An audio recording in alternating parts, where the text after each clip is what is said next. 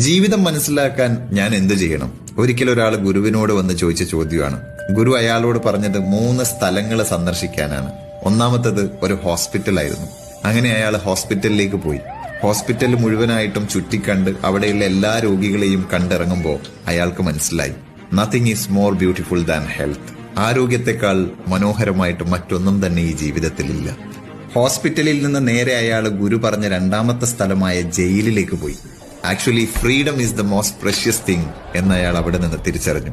താൻ അനുഭവിച്ചുകൊണ്ടിരിക്കുന്ന സ്വാതന്ത്ര്യത്തിന്റെ ശ്വാസം ഉള്ളിലേക്ക് വലിച്ചെടുത്തുകൊണ്ട് ഗുരു പറഞ്ഞ 3ാമത്തെ സ്ഥലമായ സെമിത്തേരി ലക്ഷ്യമാക്കി അയാൾ നടന്നു.